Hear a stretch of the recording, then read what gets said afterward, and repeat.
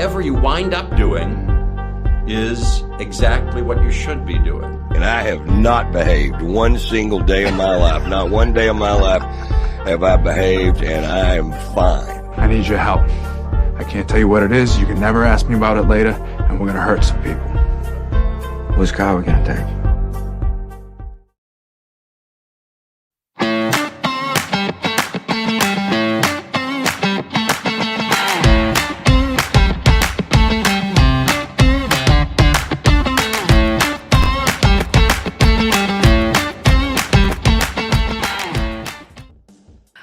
Good morning, and thank you for joining us on the Nikki Medoro Show. It is Indigenous Peoples Day.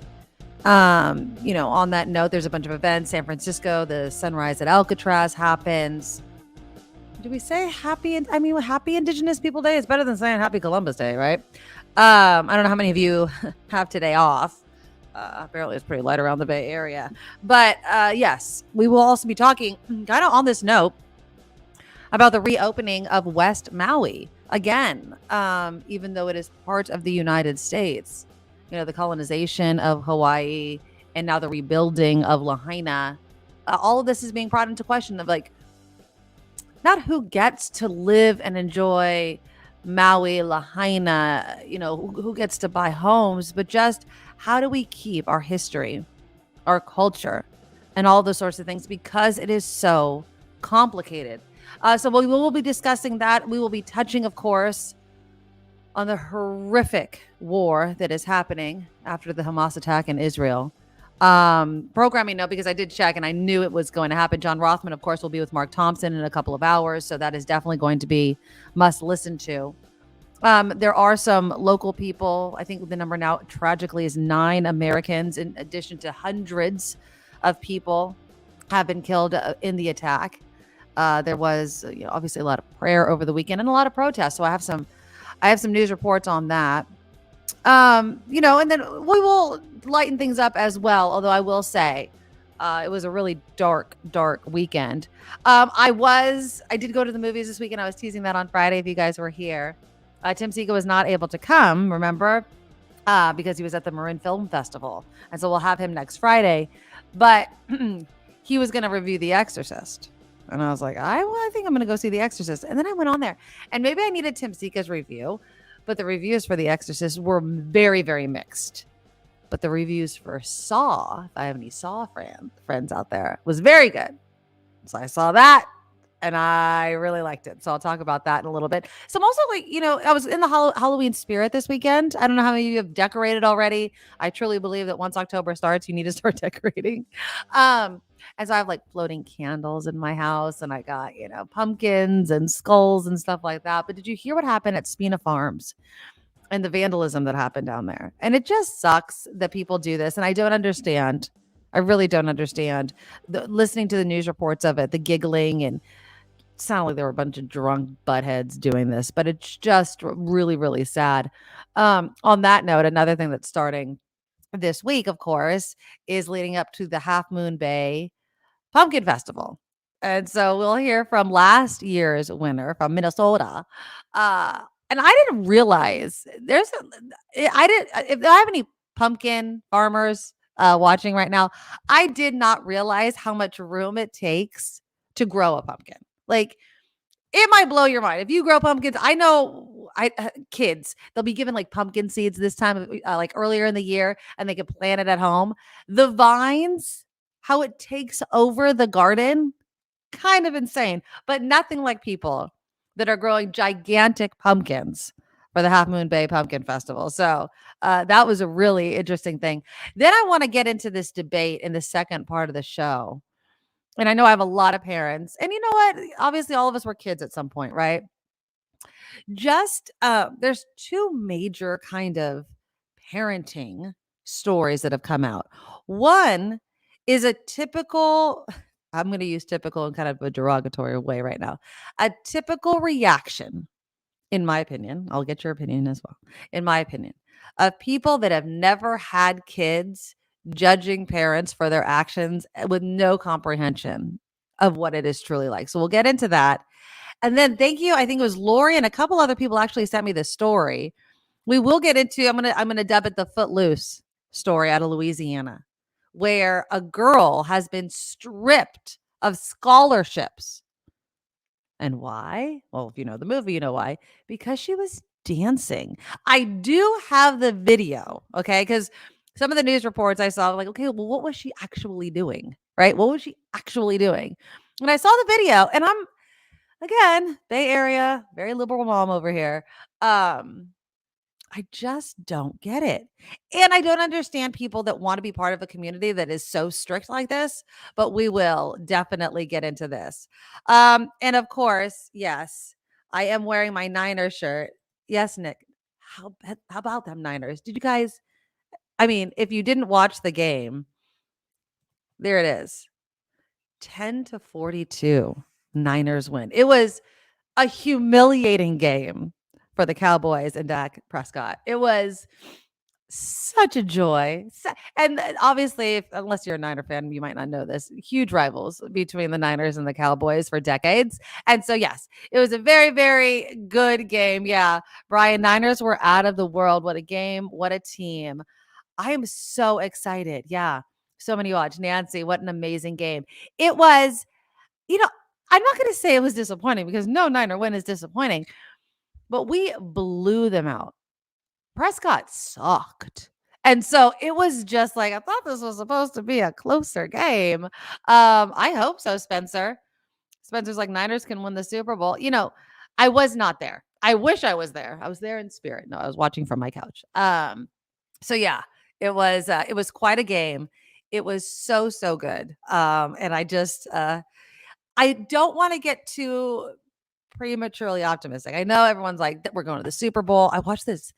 It was a film with Kittle when they lost against the Chiefs. And Kittle's like, we're coming back. I'm going to be back here. I'm going to be back here. I'm going to be back here. And I get it. They look like they can go all the way. And hopefully we can go all the way to the Super Bowl and win. So we play the Browns on Sunday in Cleveland. The Rams game's coming up. That's going to be another rematch. So I'm really, really excited about that game. Okay. So we're going to get into everything. We'll talk Hawaii. I will touch, of course, on the war. Also, I want to, if you guys want to discuss it in the comments, you can. I'm not a Middle East expert. But I do know how complicated this issue is. Lori, thank you so much for your emails over the weekend. And so many people are echoing the same thing, that we're going to see this rise in anti-Semitism. And the choosing of sides, I think the one side I think everyone can stand on, and I'm just going to say this part, is I stand with the innocent people being pulled from their homes, being slaughtered on the street, being taken to Gaza, being bombed, right? I mean, I stand on their side. That's horrific. It is horrific. There were some protests. I'll play you some news clips of that were happening in San Francisco, all of it. And I know some of you don't see it. Phineas, it's not complicated. It is truly black and white. I am talking about you know what? Again, we will get into it. I don't want to get into it right now. We'll get some business out of the way. But Phineas and others, you can express respectfully, please, because I know how sensitive this topic is for everybody, specifically those within the Palestinian community. I get it. Okay. I totally get it. Let's keep it respectful. And especially with this, where people are dying and being slaughtered right now, you will be booted from the show. Okay. If you get any sort of, you start spewing hate in the chat room, you'll be booted. So just keep it respectful. You're allowed to share your opinions, but do it in an adult way, please. All right. Before we get to all of that, let's click the thumbs up button. Show your support of the show. Very, very appreciate it. It's easy. It's free. YouTube loves it. I love it. That's what I always love to say. The super chat is also live. So if you look for the $sign under the chat box, you will see a way for you to give us a super sticker, a super chat, a super thanks. And so we really appreciate it. Hopefully Kim will be able to make it to the show this morning. Also, please donate to our Patreon. It's simple. It's really, really easy. Just go to theNikkiMedoroShow.com. There's a Patreon link. Oh, I need to keep it up. We have some new Medorables, as I like to call everybody. And you could donate any amount. Our newest Medorable is Janet. Welcome to the community, Janet. So yeah, you can donate any amount. It's a one-time a month payment. So you just do it one time a month. That's all. And it's whatever you can afford. And some of you have been so generous and you've started with one payment and then you bump it up. And so we really do appreciate that. So I thank you. I really, really thank you. We do still have one more week. This is the final week to get your raffle tickets. So if you don't know, our 1-year anniversary is coming up next Tuesday, October 17th.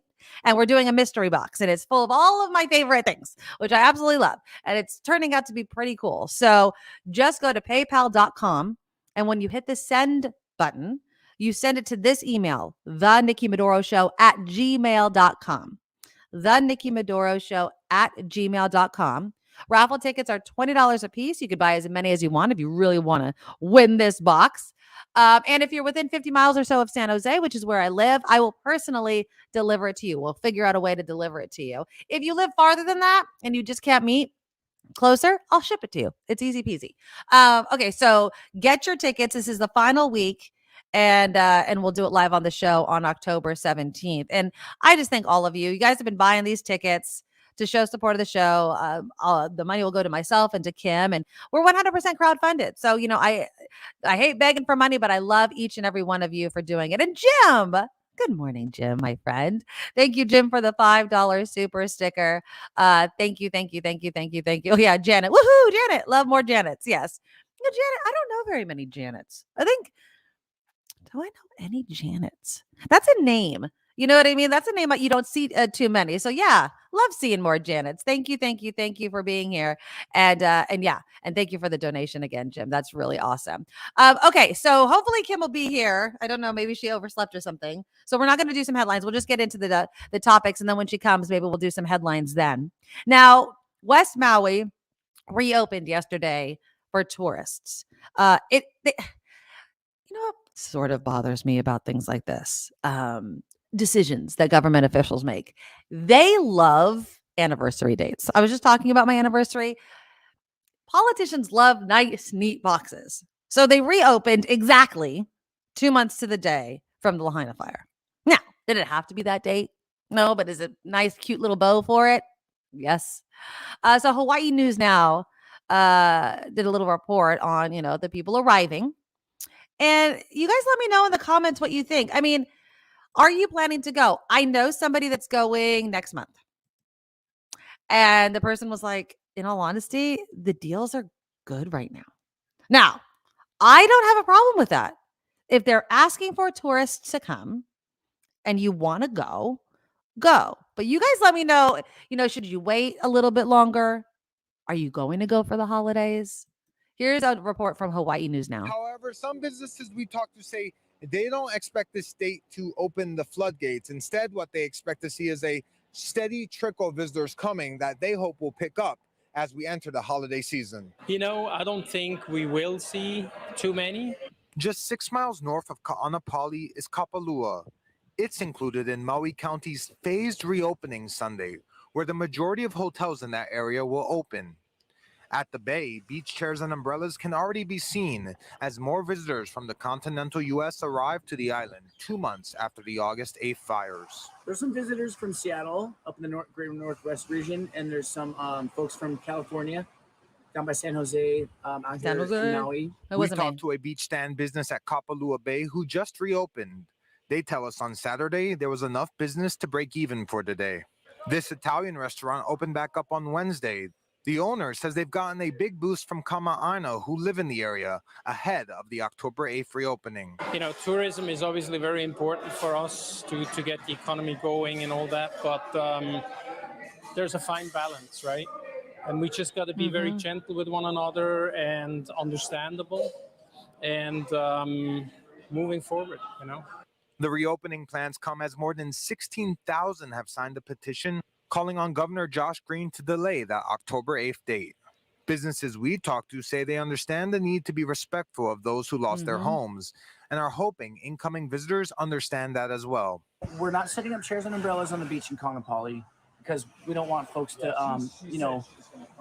feel bad about other people having a bunch of fun. But still, many business owners we talk to don't have high expectations for now. The governor even says hotel occupancy for the month of October and following months are expected to be very low. despite officially welcoming back visitors to the island. And we did see this one picture on social media of this flight from the continental US heading to Maui. It was a packed flight. But one thing to keep in mind is that a lot of these airlines after the fires have been consolidating their flights. So for example, if they had 3 flights coming to Maui, they've consolidated that into one. So what you may be seeing in some of these pictures, though, even though it may look like a lot of visitors are coming, really, it's just basically one photo or one flight. Okay, so let's get some of your reactions to this. And Phineas, Phineas, I talk about Indigenous People Day, return Hawaii to Hawaiians, allow permits to be issued to tourists instead of commercialization of the Hawaiian Islands. Thank you, Phineas, for bringing this up. And yes, I did, again, want to talk about Hawaii on this Indigenous Peoples Day. You know how many people, if you look at them and you're like trying to even bring up the colonization of Hawaii, they roll their eyes. They're like, oh, come on. And it's this idea that history no longer matters. And it's just, in my opinion, it's wrong. Is Hawaii part of the United States? Of course it is. Yes, it is. But should we ignore how it became that way? No. And I will argue that even people that roll their eyes instinctually know that Hawaii is different, right? The culture, the language, all of those sorts of things. It matters. Now, does this mean you should never go? No. Now, Phineas talking about, permits to go. On one hand, yes, it would be so nice if Hawaii was returned to Hawaiians. But things don't happen in a bubble and you can't do something like that. I mean, look at the businesses that they were talking about and talking to. Some of those people came from other locations, set up shop there, created a business, created a community. And so should they be kicked out? It's complicated, right? It is. But I do think that as you build a place like Lahaina, arguably one of the most historic parts of West Maui area, that you need to think about the people more than the tourism. But how do you pay for it, right? Hawaii, it's the genie is so out of the bag in being tied to tourism. It's a destination. People go there for their honeymoons, anniversaries, family vacations. The whole economy, most of the economy is based on tourism. And you can't change that. There is no way of changing that overnight. Now, are there decisions that need to be made as they rebuild Lahaina? Absolutely. Okay, so Deidre, I am so jealous. Okay, so you're going back next week. You need to keep in contact with us and let us know how it goes. So I'm assuming when you say you're going back next week, you're going back to Maui. Where exactly are you going? Kihei. Okay, so you're going to Kihei. Okay. Good. Okay, so let us know, how it is. I think I'm most curious. So that guy was talking, you heard we're not putting out shares for people because you don't want. So this is the push and the pull. Am I going to Hawaii and then do I have to? And I'm going to be blunt here. Okay, so don't get upset at me. Am I supposed to act sad? And it's not an act. It's devastating if you go there. Am I going to be sad the whole entire time I'm in Maui? Because there's this huge tragedy, the huge loss of life, the entire town of Lahaina gone. But I'm going to go to nearby areas, Kaanapali, Kihei, wherever, and I'm going to try to enjoy myself. Are you going to try to enjoy yourself? Are you allowed to enjoy yourself? These are the questions that, people need to ask themselves. And it's hard. Spencer says, I'm not going to Maui anytime soon. I've been 5 years ago. Okay. I just went and we're going next year. We're going next summer.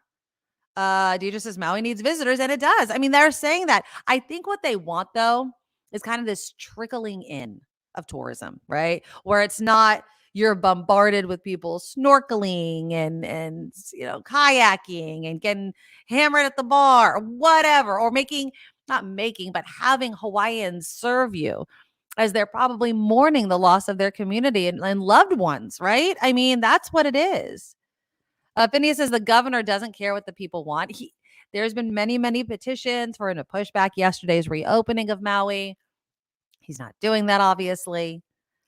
Also, Spencer, he's like, it still might smell like smoke. Nah, I don't know. And that's gonna, I mean, if there's ever sort of a wake up call with that, that's that. Phineas says businesses don't care about the people either. That's a double-edged sword, though, Phineas. There's businesses that employ Hawaiians that need to pay their rent and their mortgages, right? I mean, Hawaiians need money. The businesses deal with tourism. If you don't have tourists, you don't have a business. I was talking, last week or the week before about how many people had to be furloughed for like 6 weeks because like we just don't have the business right now. So you can't say businesses don't care. Businesses are trying to stay afloat so people have a place to work. It's a cycle. It's this whole system. Perry Joe says tourists should show restraint by avoiding for now. Okay, then when did they go back? I mean, that's the question. Calvin says, I'm wondering if the residents that have nothing are still being supported or are they being cut off soon by the local government? Well, as far as I know right now, they're still being housed in like hotels and everything near, I think Kaanapali is one of the main areas where they're being housed. So I'm assuming they're still being supported in that way. As far as financially, I don't know. Doug says, I know I'm repeating myself, but Wailea, beautiful option. Get a nice hotel on the beach and relax.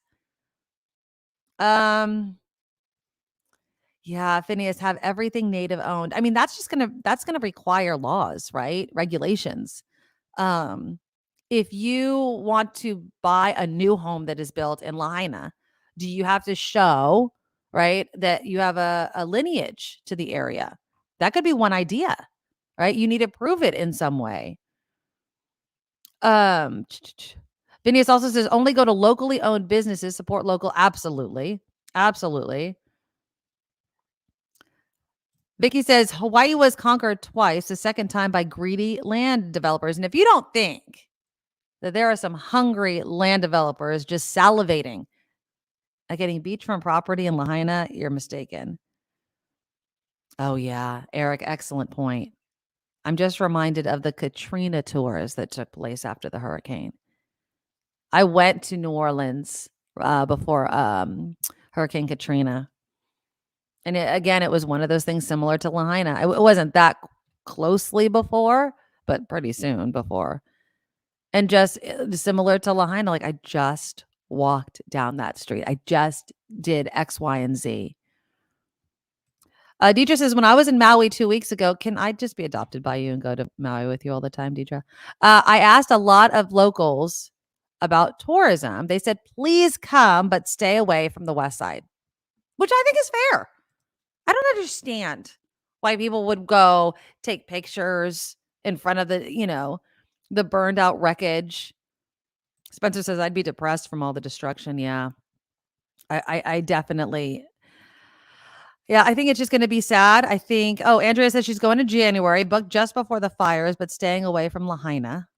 Deidre says they're being the people that have been displaced because of the fires are being housed until December.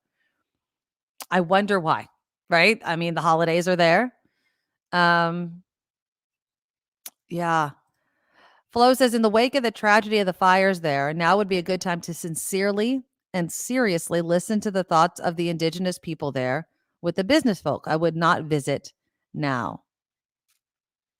Eric calls it disaster capitalism. Developers are very much ready to swoop in and buy up everything.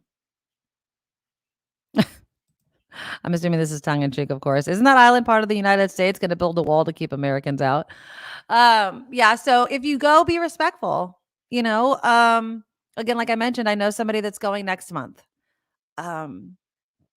Because it's cheap. They can get a good deal on a hotel. And on one hand, it sounds, kind of like, ugh. But on the other hand, they need it. So I don't know what the answer is. Do what you have to do, but be respectful. That's all I'm going to say. Okay. I do want to get a little bit, and again, I'm not a Middle East expert. I'm not an Israeli-Palestinian expert. I do know that over the weekend, when all of these videos and images were coming out, all I felt was extreme sadness for the people caught in the middle of all of this. And that's, I think, what we should be all able to agree on. Children, the elderly, these people being dragged from their homes and killed is horrific. It's horrific. The politics surrounding it is complicated. The United States is standing with Israel, but there were some prayers and protests over the weekend, and our friends at KTVU had a really good report. I'm going to share it with you now. Here we go. Hundreds of Jewish faithful filled the pews of the congregation Sharif Israel in San Francisco Sunday to pray for peace. There are those of you in this room that have lost family and friends and are making difficult phone calls back to Israel. Our hearts go out to you. House Speaker Emerita Nancy Pelosi joining the congregation in prayer and to show Washington's bipartisan support of Israel. This assault on these children, on these grandmas, on these families is something that takes us to a different threshold of how we deal with this subject. The U.S. now sending ships to build up military presence closer to Israel. Diplomatically, militarily, in every way, we stand with Israel. But for Sharif Sakout, lead organizer of the Arab Resource and Organizing Center in the Mission District, he's rallying to defend the Palestinian people, a fight that for him is personal. In Gaza, my family has been struggling to survive there, and it's so many mixed feelings when we do see these outbursts of violence. Racism, he says, is a side effect, something he's encountered firsthand ever since 9/11. People who would spit on me, who would call me terrorist. That life experience would shape him into one of the organizers of Sunday's protest outside the Israeli consulate in the financial district, calling for an end to U.S. aid to Israel. This is over 75 years of brutal occupation, over 15 years of siege on Gaza. And really, we should be questioning why we're aligning ourselves with a state that continues apartheid practices. From Palestine to Mexico. Two Bay Area communities on two very different ends of a deadly situation. And our thanks again to KTVU for that. And again, Mark Thompson will be speaking with John Rothman, who is the first person that I thought about as well. And so you'll want to tune into his show at 11 o'clock. So they'll be delving into this more. And John Rothman, I know him personally. We've had conversations, is just the person you want to hear from at a time like this. But it's horrific. And I know, and I'm saying, let me read some of the comments. Let's welcome Kim McAllister also to the show. Good morning, my friend. Hey, good morning to you. Good morning. This is a tough topic. And I'm not a Middle East expert. All I am is someone that watches what's happening. And obviously you can read the history and I'm not going to both sides this, but there are people on both sides of the Israeli and Palestinian conflict that just want peace, right? They just want to live free on their land. That's the disagreement, of course, of whose land they're actually on. But when you have children being killed, there was a music festival. There was a music festival that was bombed, right? I mean, you have to ask yourself, for what?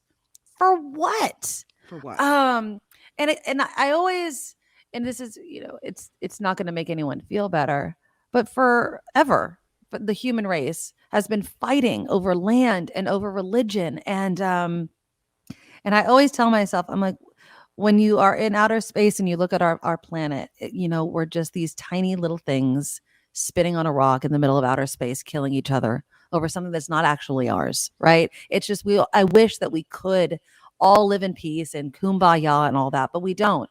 And when these horrific things happen, and there's no answer, there's no way to stop it. And again, I don't know if I ever mentioned it. My parents were supposed to go to Israel at the end of this month. They have been planning this trip for years.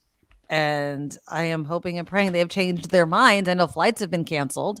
I know that's weeks away, but it is so scary right now. there's hostages. Spencer's asking, aren't there like 50 hostages? I think there's more than that. Yeah. 9 Americans at last check have been killed or confirmed dead. Could be more. It's something where you just don't know how to make it stop. And at the same time, you also don't know what the long-term answer is, because obviously there's been recent wars, there have been ceasefires, I just don't understand how we're going to come to an end to this. You can't. There's not an end to this. For our lifetime, have we ever had a moment where there was no fighting between these two entities, Israel and Hamas? Not in our whoever lifetime. Was in charge of Palestine. Not in our lifetime. Before our lifetime. It's never going to stop. And you see the horrible, horrible loss of life. Mm-hmm. And like you, I think to myself, these are sons and daughters. Mm-hmm. These mothers are right now in agony because they've lost their children. Oh God, yeah. I watched this video, Kim, of this mom, and I would have played it, but you would have to read it. And so for the podcast, it wouldn't work because she wasn't speaking English. But she was describing, she's like, they came into my home. They took me, my 4-month-old child, my 4-year-old child, and they're dragging them to the Gaza Strip. Why are they dragging them to the Gaza Strip? Because they're going to be bombing there. They're literally kidnapping these people, bringing them to an area in which they know bombs are going to drop.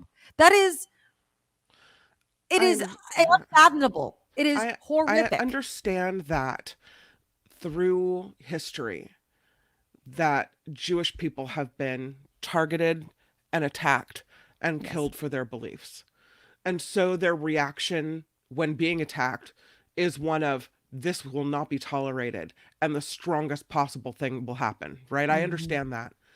But at some point, does it not become a place where it's not safe or peaceful to live? You're constantly in the state of having to protect. Mm-hmm. I just don't know if it's worth it. Well, now you're going to bring religion into it and where they believe they need to be. I mean, that's why I say it is so your children are complicated. And I don't even care what side of this that you're on, or do you think Israel's being too strict, or do you think that they're constantly being attacked by Hamas, whatever, because that children are dying, period. How about we let that be the part where we're meeting? Yeah. And I think a lot of people can, but then how do you solve it? How do you stop it? It's choosing a side. Yep. The United States has chosen Israel, hands down. We fund them, we give them money, we're sending military aid, we're sending ships. Yeah. And then there are Palestinians, like you heard in that news report from KTVU, that see it a completely different way. That say, you know what? My family over there, they're living in poverty. They're living under what they consider an occupation, right? And so it's this thing where it's just like, it's so above my pay grade. I feel like to even have an opinion on, what that feels like? Like, it's just like, I can't even comprehend how complicated it is. But I do know just what you said, Kim. People are dying. Innocent people are dying on both sides. Innocent people. Did you read that story about these people? I think their dad is a professor at a university in America. I think Brandeis University, and they're at some event with it might have been the music event, but they're in some room at some event with their little one, like really little, small child, like 4-year-old child. Mm-hmm. And this mom and dad, the shooting starts, and they throw their bodies over the child to protect them. They both die. A bullet goes through them and hits the kid, who I guess will survive. But I mean, this is the kind of thing. And I met a new mom friend this weekend, and they just moved to Petaluma from the Middle East. Okay. This family. And the mom is originally from Lebanon, but had been living in a different Middle Eastern country for the last few years, and they're new here. And so we meet for this play date, and we're sitting on this park bench, and all this thing is going down in Israel and Palestine. And so we kind of bring it up and are talking about it. Maybe I brought it up. I don't know.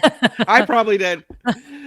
And it's interesting because neither one of us came at it from a political perspective, Right. or from a, oh, it's our land, or this is our land. And I know people feel very strongly about this, but we came at it from a mom perspective. Yeah. She said, I have left places because I didn't feel safe for my children. Mm-hmm. This is somebody who has been in some dangerous parts of the world. Right. She said, as we look around and the sun is setting at this park in Petaluma, and I know we call it the United States of Guns, and there's always a risk here too. Right. But as we look at this, what looks to be a safe place to be, where there's no risk of an outbreak of whatever, there's no risk of rockets falling, right? She said, it's just different here. Yeah. It's different here. And I'm with her. I would have moved too.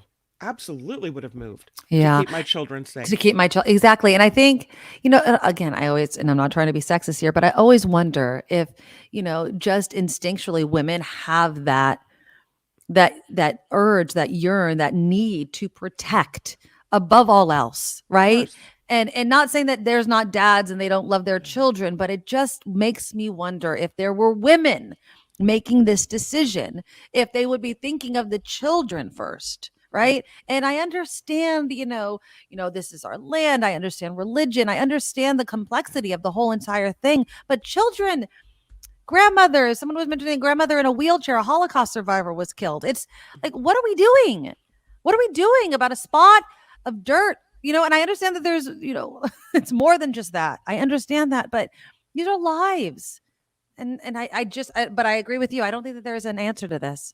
I don't see an answer to this. I think that people and experts can talk until they're blue in the face, but these sides will never agree. They will never agree. And again, I just don't know how we can stop it today, tomorrow, a year from now. I don't know how we can stop it and make it fair, right? Like, what is fair when you look throughout history? I was just talking about Maui. Like, what's fair? Is fair giving it completely back to Native Hawaiians, even though now is now and then was then? I mean, how much history? You heard the clip from KTVU when there were people from Mexico chanting, because you know what? They believe we're standing on occupied land, right? That's the problem, is that when you go back through history, you see, right? Well, wait a minute. This was taken from these people.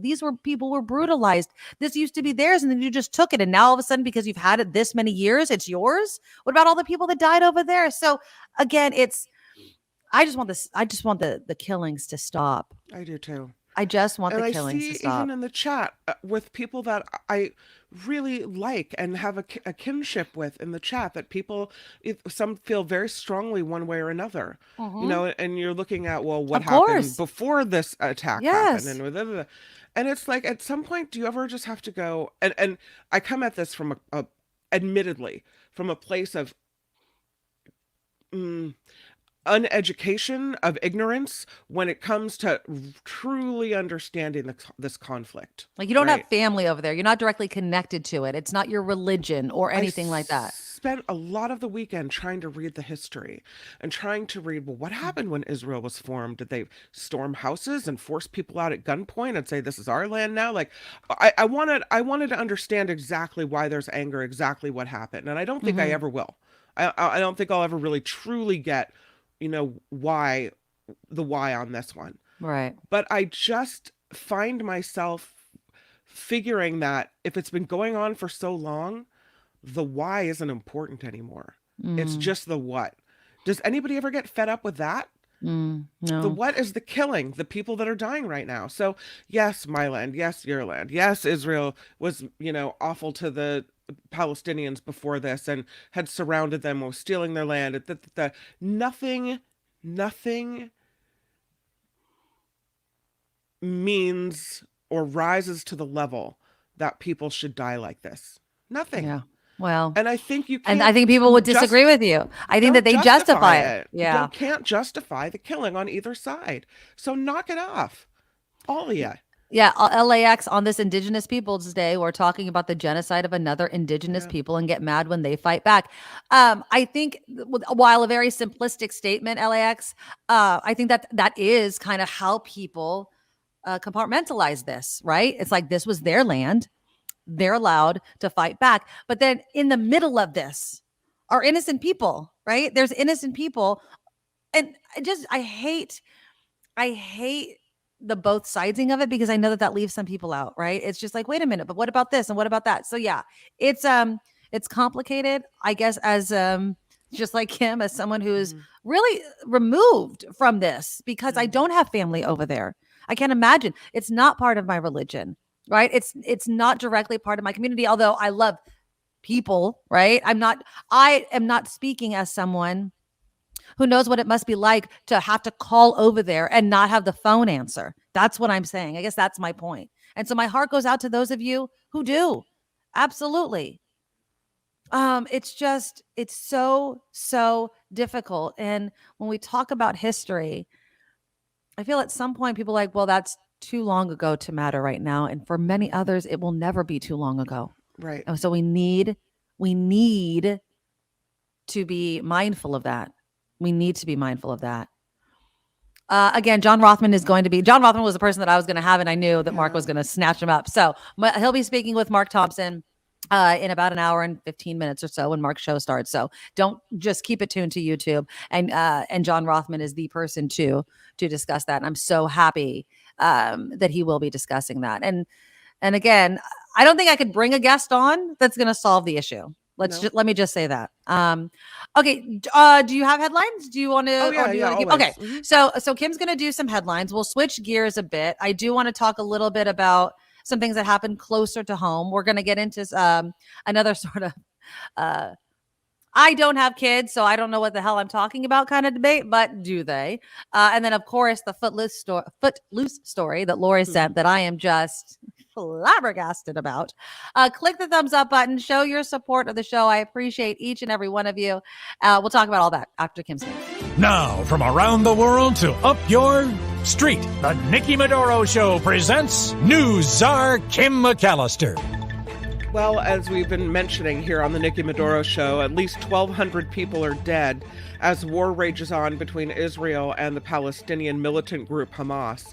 Thousands of people have been injured on both sides of this conflict since Hamas fighters launched coordinated attacks on Israel over the weekend, and then Israel launched an attack right back. At least 9 Americans are among the dead, that according to the U.S. State Department. Oil traders are bracing for the market to move after the sudden eruption of war in Israel. All eyes now on Iran, a major oil producer and the key backer of the Hamas group that launched this weekend's offensive on Israel, allegedly. Experts believe the impact on oil prices will be limited unless we see that war between the two sides expand to a regional war where the U.S. and Iran get involved directly. What a mess. The United Auto Workers strike continues to grow larger. This comes as union members at the Volvo Group owned Mack Trucks went on strike today after rejecting a tentative contract agreement. Thousands of UAW members across at least 20 states remain on strike against the 3 big U.S. automakers. This is going to get bigger and bigger and bigger. I don't, similar to like the writer or the actor strike that's still going on. I don't know what they're asking for. 40% pay increase. It's a big one. I think the last offer was somewhere around 21 or something, or maybe it was close to 21. And they did this interview with a guy and he's like, look, we want 40% because the CEO got a 40% raise. He's already a millionaire. He already has millions and millions of dollars, but he needs a pay raise. And I think that's the point. I wish that there was some correlation by law within like this business structure that if you want to increase CEO pay, the bottom has to be increased by the same amount. And I would say if you want to base it on, well, the CEO got that pay because, profits went up and all the work that he did. Okay, well, the profits went up because of the work of the workers as well. So there should be some kind of correlation. So if the CEO wants more money, then the workers get more money as well. I don't see a problem with that. Nope, you're right. There you go. A vote to fill the House speakership is set for sometime this week. Two candidates have stepped up to fill the role, including Ohio Republican Jim Jordan and House Majority Leader Steve Scalise of Louisiana. The vote could happen as soon as Wednesday after 2 days of debate and meetings. So Who do we'll you? see how I'm putting that my goes. money on Scalise, please. Jim Jordan is an asshat. I'm not a big true. Scalise fan either, obviously, but Jim Jordan is. He's such he's an election denier. Right. It's going to be even bigger chaos, in my opinion. So I hope it's not. I mean, him. neither are great, but Scalise is more palatable. But then again, Who knows? that's maybe not what they want, right? I don't know.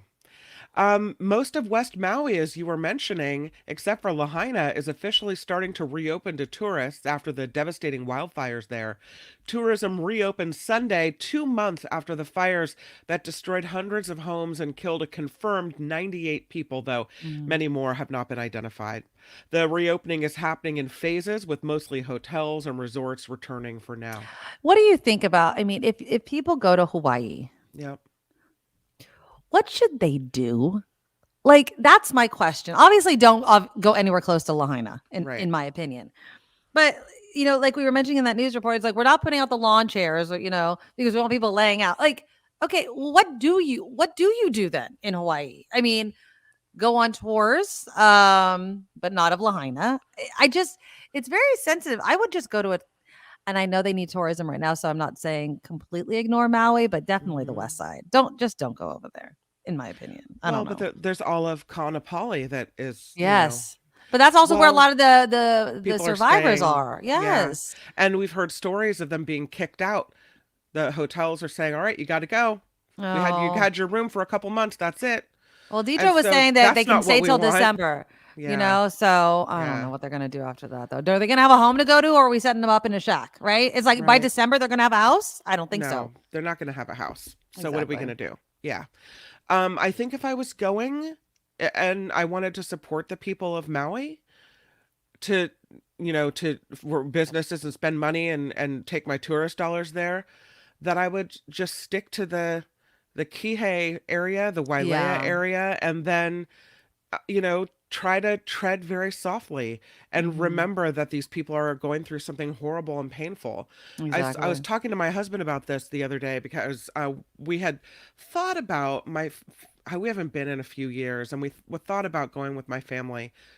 And I said, well, if we go, we're going to have to carve out 2 days to volunteer. Or something, yeah. Something to give back. Where are we going to volunteer? I haven't looked into it yet. I don't know.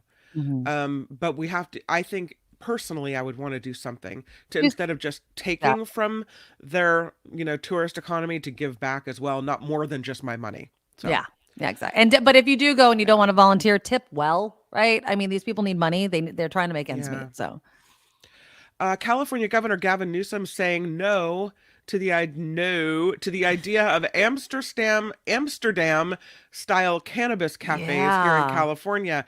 Over the weekend, Newsom vetoed a bill that would have let cannabis retailers prepare and sell non-cannabis food and beverages and sell tickets to live performances at these cannabis cafes.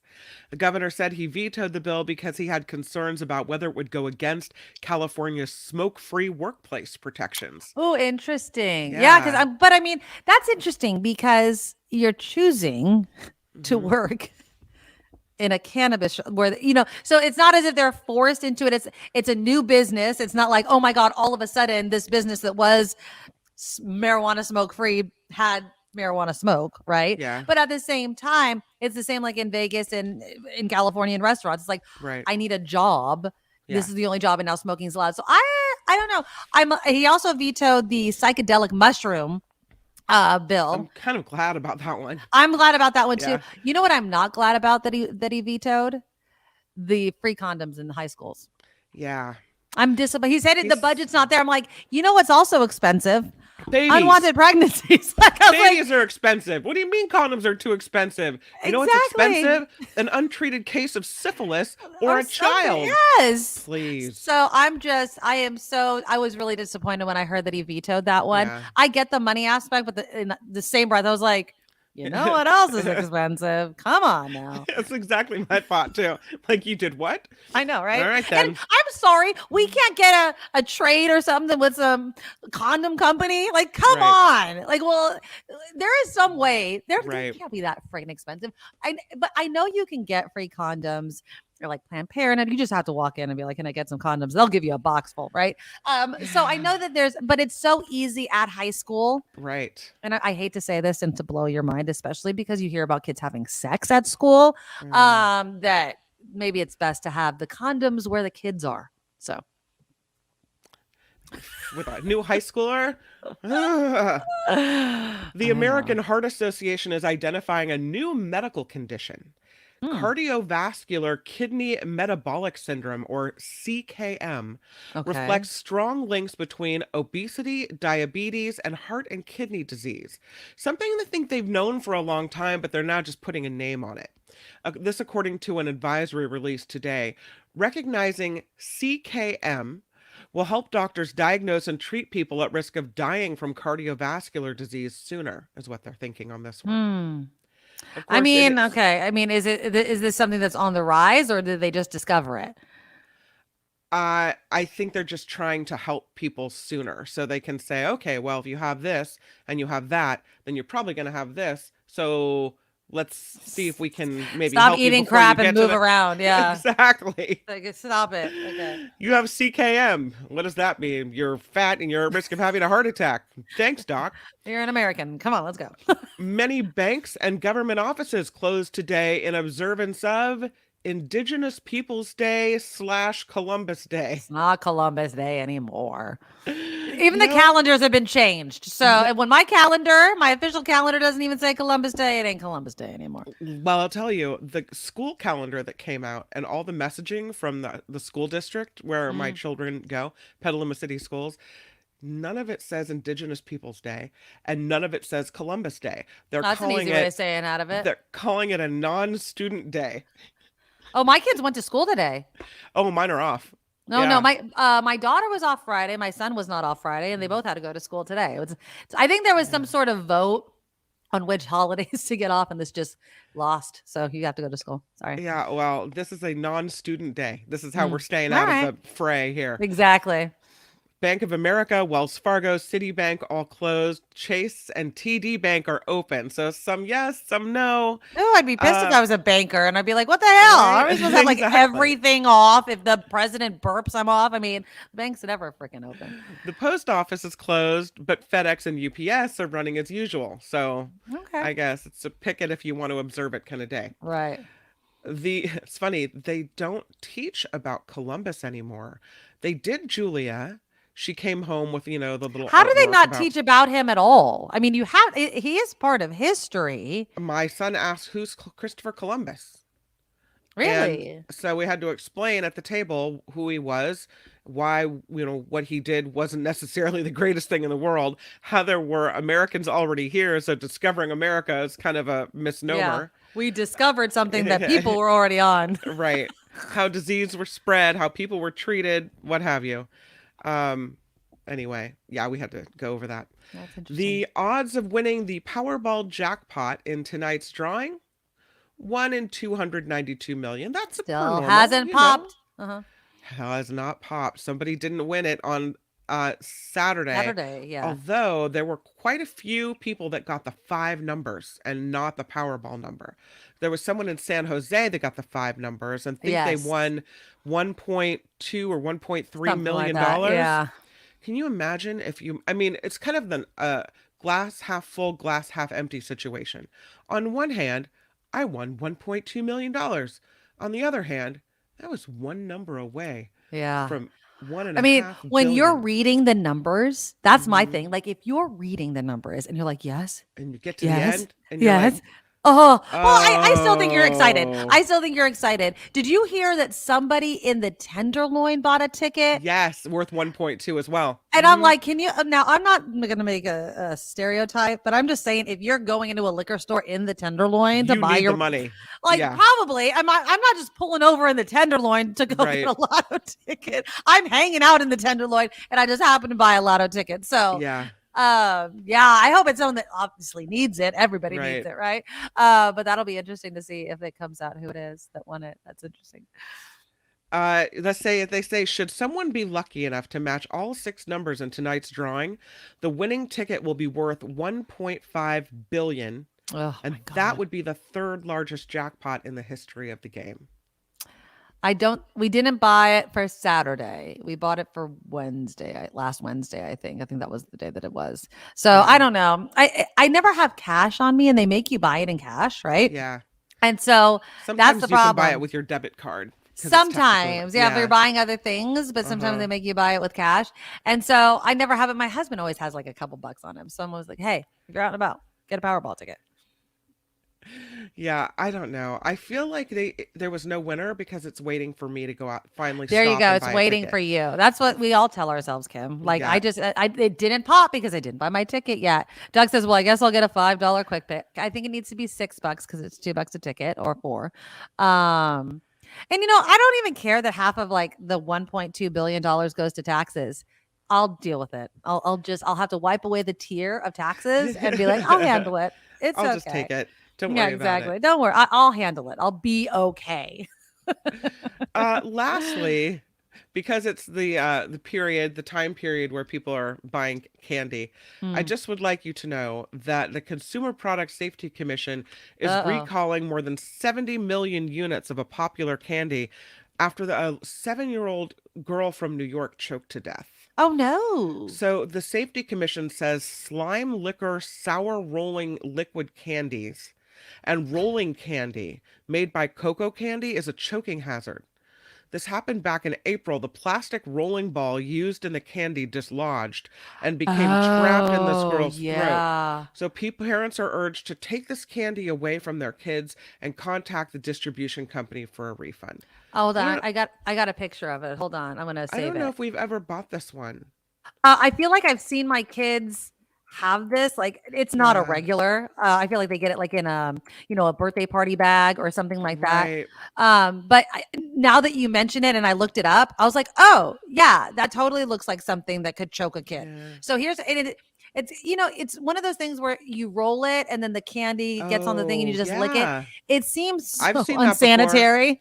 It Yep. seems so unsanitary. Like you're just licking the same thing over and over again. I know like lollipops are like that, but that's a piece of plastic. So yeah, I could see if you're sucking on it too, right? If you're just like, or you bite the end of it so it becomes a little bit loose. Right. So that makes sense. That makes sense. Yeah, So don't be buy careful. that. Yeah. Or Don't buy if that. it gets dumped in your Halloween basket. Just take toss it away. it probably is gross too. You know what I mean? It's probably not even that good. No, I always worry about maybe I'm a candy snob. Like if it's just not a normal candy, then I want to know where it came from. Yeah. Right? Do they have the same type of regulations when it comes to ingredients? Is there lead in that? Like where's that right? from? Is that that red color dye or whatever? Lori's very anti-candy. Oh, for F's sake, stop giving your kids candy. It's not a pacifier. Well, I mean, Halloween is coming, Lori. Do you not ever eat candy? Hold on. Spencer says, I love my candy. Still almost choked once. I was 6. Oh. On what candy? I mean, slow down. That's what I was telling my kids. I'm like, when they like stop. Like, stop. Yeah, a lot of people haven't seen it. I know, Grady, sugar equals death. You have to watch your sugar, especially this time of year. My daughter went to a birthday party this weekend and got her friend like this gigantic bag of Jolly Ranchers. I'm like, you're really going to buy your friend That's what candy they do. What are you gonna right get now her? before Candy? Halloween? Like, Right. no, Yeah. it's buying a lot of candy right now. Every time I go into the store, I'm like, buy some candy, but I'm like, nope, because you're just gonna start eating it. I'll just start eating it, and I'm not bringing candy into my house yet. It's true. I bought those York peppermint patty candies. Oh, those are good. Yeah, once you open the bag, it's a done deal. I can't have candy in my house this early. I will be like, oh, I'll just have one little one. I'll have one little one, and then all of a sudden I have to buy another bag of candy, and then my butt doesn't need any more candy in my life because I'll be getting plenty by the end of the month.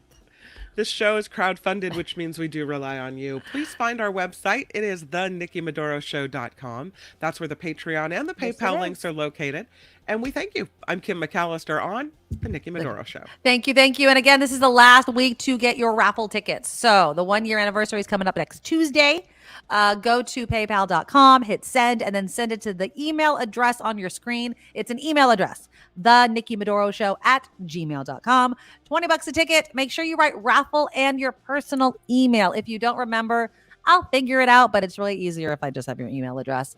And if you live within 50 miles of San Jose or can meet me within 50 miles of San Jose, I'll personally deliver the box to you. So that's all included. Get your raffle tickets. And thank you to everybody that has been purchasing them. Okay, so Kim was just mentioning Halloween. I decorated this weekend for Halloween. I got these floating candles. Let me see if do I have a picture? I might have a picture of it. They're really, really cool. Okay, here we go. Let me see if I could share this picture. Hold on. Let's see. So look how cool my floating candles are. Here you go. Look at the What? That's your yeah, house? Yeah. Those are the floating candles on my house. Isn't that cool? Oh, that looks awesome. Yeah. So You they're really Amazon. went all out. It really Look at wasn't that big of a you. deal. It wasn't that big of a deal. So if you go to Amazon, you can look up floating candles. They might be sold out because once you start October, all the Halloween stuff starts going. Everyone's thinking the same thing. I got those floating candles more than a month ago.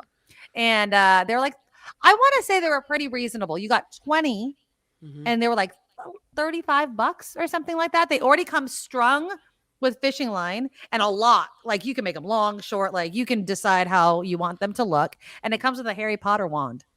So you just go and you turn them on and off. Cool. It's really, really love cool. It. So we put those up. I looked at my husband, Kim, on Friday and I was like, such a wife thing to say. I was like, will you take me to TJ Maxx and get me Halloween stuff? He's like, okay. So we packed the kids in the car and I got like some like cool skulls and stuff like that. So, wow. Yeah. So we decorated. When you showed that picture, it looked like the hallway was foggy. Yeah, like no, it was somehow, not. Like it was misty. just flickering. It was probably just maybe I can we burn see the something picture again? Can we hold take on. a look Oh, at I that should. one more Oh, well, you're gonna have to wait a second because I closed the website. Hold. Oh, it was a website. Okay. Yeah. But no, it was really. Does it look that cool at your house? Oh yeah, but you have to obviously at night. I was going to hang them. I was gonna hang them outside. Right. And the front doorway so like people from the street could see them. But then I was like, then we don't get to enjoy it, right? Like I want to enjoy the side of it. So I turned them on. Okay, hold on. Let me see if I can.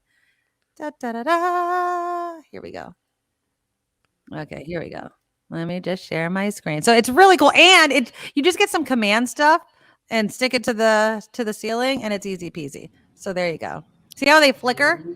Hey, that looks really cool. Doesn't it look cool? And they like kind of swing a little bit. So I had the wand and then you could turn them on. That's all of them. So see? Really cool, huh? So yeah, that's awesome. Yeah. It was I was so excited to hang them up. Now, there are a lot of, I know, don't be a party pooper, John. More crap to waste money on. Keep the economy chugging along. I don't mind. I like decorating for the holidays. I think it brings joy to people. And I will never, it's never too much to pay for a little bit of joy. Sandy, I love candy corn and mellow cream pumpkins. Oh, my friend, candy corn is just the worst. Lori says, sugar is my drug of choice. I love candy, even the dreaded Necco wafers. I think I remember you saying that last year, Lori. No. If never started, would not have had sugar withdrawals for 2 days when I stopped added sugar. Wow. I try not to have too much sugar in my diet. I always choose no added sugar when I can. The xylitol is like an artificial sweetener. If you ever want to laugh your butt off, go on Amazon and look up the reviews of the Haribo gummy bears. And I think it's the ones with no sugar added. But the Haribo gummy bears gives people explosive diarrhea. It's awful. You cannot eat a whole bag of Haribo gummy bears. Oh, yeah. Oh, apparently there is something in it. I've never tried, but I mean, I guess I've been warned. Okay. Oh, Amazon will wear the stories are hilarious. I do not have COVID. It is not the greatest candy. Candy corn tastes like plastic. It's whatever. Okay, you guys can like whatever candy. I'm not going to yuck your yum. Why are they saying you have COVID? Because I can't taste the greatest candy corn. They're saying got it. But there's something wrong with my palate, Kim. No, I don't like candy corn either. No. Then I must have it too. Yeah, exactly. No, go ahead. I was going to tell you this story. Mm. That Ew, I know another I've terrible just done with candy. news, but since we're on the candy kick here, I will tell you that Governor Gavin Newsom signed a bill over the weekend prohibiting the use of 4 chemicals in foods because they've been linked to health problems, including cancer and development issues in children, developmental issues. So this is following a similar rules in the EU, including one chemical that adds coloring to Skittles. So we knew the Skittles were Right, I remember that. Well, they're coming for the Peeps as well, especially I'll the take the pink and the Peeps. purple Peeps. Ugh. So attached to the bill signing message, Governor Newsom sticks a bag of Skittles to the bill, noting the product is still sold in Europe because the manufacturer adjusted the recipe to remove the offending ingredient. Right? Interesting. So, yeah, so they're coming for if you were interested in Peeps, they're saying, no, not unless you can't have change them. that. Here in California, you can't have that. We're not doing it. And some people call it nanny government. Like, if I want to eat the crap, let me eat the crap. But Yes, as long as you know. But still, I don't want cancer-causing chemicals or something in my food. No, You not at know, all. like, Here's no. this message. Here's the bill. He attached Skittles to it, saying, Oh, no, there you go. you can't have that. So the Peeps and the Skittles, done. But we can have Skittles. They just have to take out that ingredient, right? If they will, yeah. Because I can still see Skittles in the store, is what I'm saying. Not until they change the recipe here in California. They're gonna have to pull them. Well, okay. So this weekend I saw Skittles in the store. So starting today, they have to pull all the Skittles from the store. Is that what you're saying?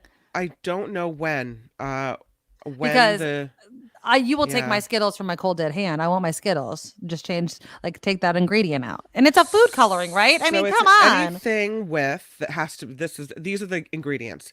Anything containing red dye number 3, right? Potassium bromate, brominated vegetable oil, or propylparaben. They say the dye is a carcinogen. It's used in purple and pink Peeps, as well as the candy Hot Tamales. Okay, I love my hot tamales. Don't you dare take my hot tamales. It's not used in yellow Peeps, so we will have the yellow Peeps for Easter, but not the pink and purple unless they change what they're putting into it. So this takes effect in 2027, and it carries fines of up to $10,000. So in 2027, we'll get that stuff has to go. Right. I guess you can eat your carcinogen-laden hot tamales until 2027. Oh, I will be. Don't you dare. Yeah. I love it. You know, when it burns your mouth, apparently it's the chemicals. You're like, that's the cancer. Yeah, no. I mean, I like it. And again, in moderation, right? I don't know. They need to just change I'm assuming they'll just change the ingredient slowly. Judy loves Skittles, so she'd be very unhappy. I like Skittles. Skittles are good. I like Skittles too, but I didn't know that they were cancer causing. Well, you know, I know people that have been eating Skittles their whole life and don't have cancer. I'm sure it's fattening. Yes.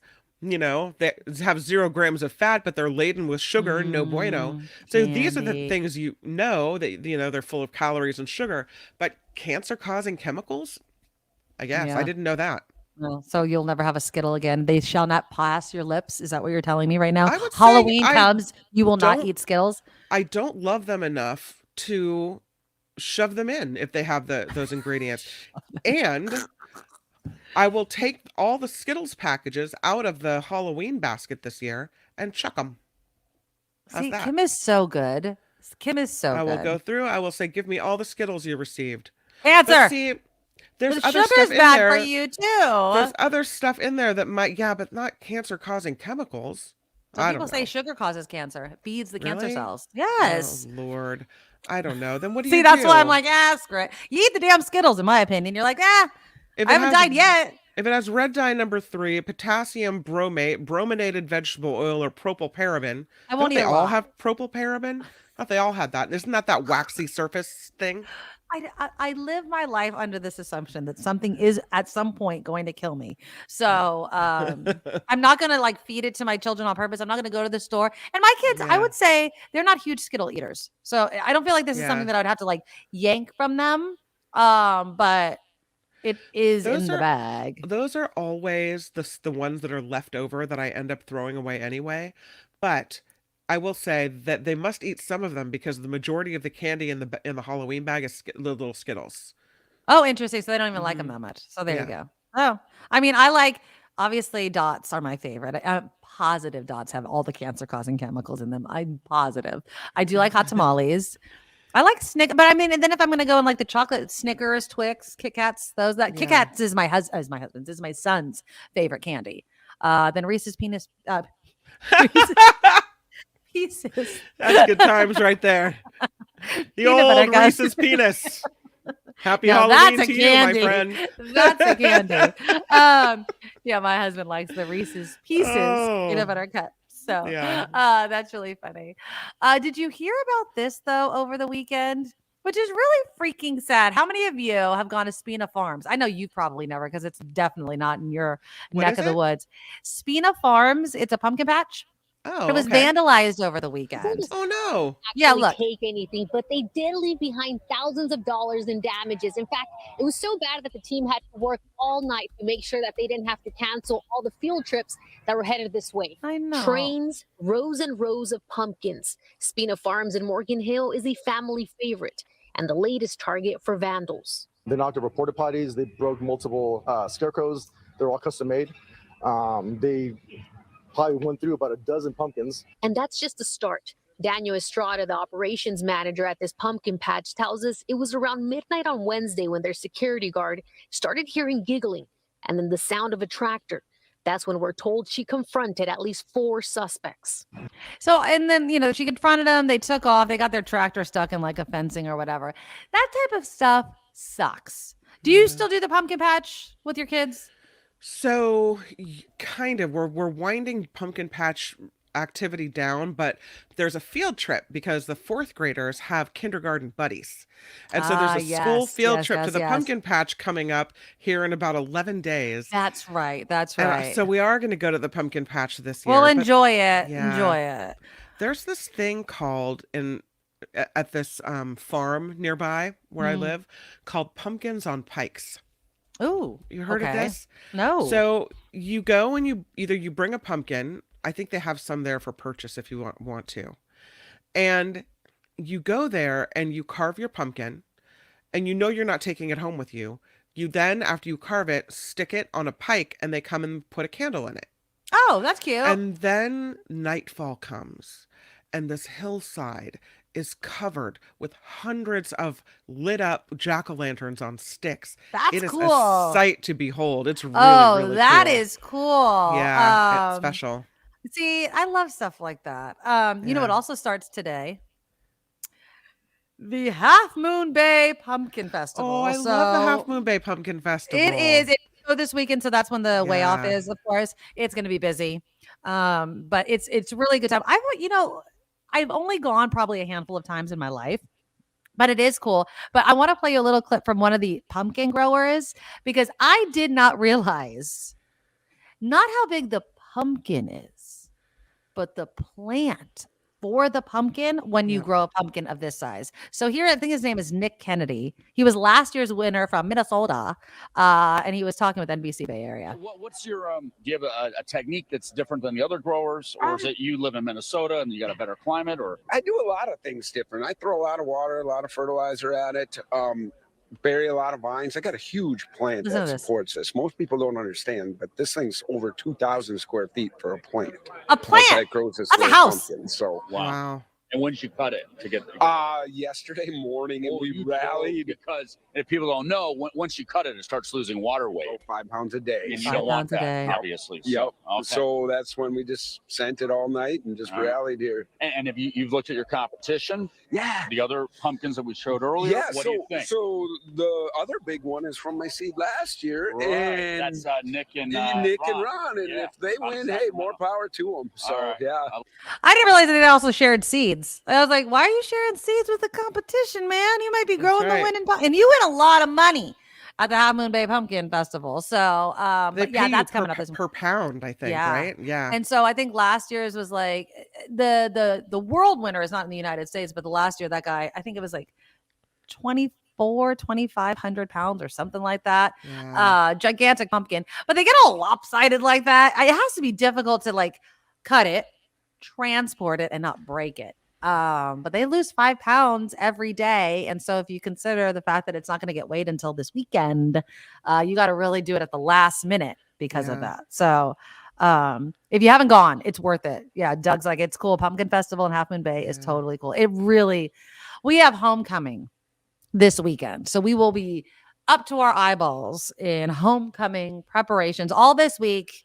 And then of course this weekend, trying to figure out, we had a catastrophe, Kim McAllister, this morning in our house because my daughter's hair was not cooperating. And I'm like, I can only imagine what it's going to be like to get ready for the dance. You remember those days where like one piece of hair could just ruin your whole morning? That was my morning. But homecoming's coming.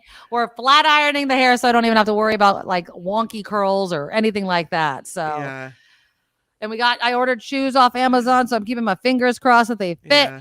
And then we're gonna do the tennis shoes for the dance, I think. Although, well, the school sent a message in our case, and this homecoming is over in Petaluma, but they said if you wear heels, you have to take them off at the dance because we're trying to protect the gym floor. So either wear tennis shoes with your dress or you're going barefoot. Oh, interesting. Once you get in. Yeah, because they don't want heels clonking on the gym floor. Do the teachers not wear heels at school? I think they wear, if you wear flats, that's fine.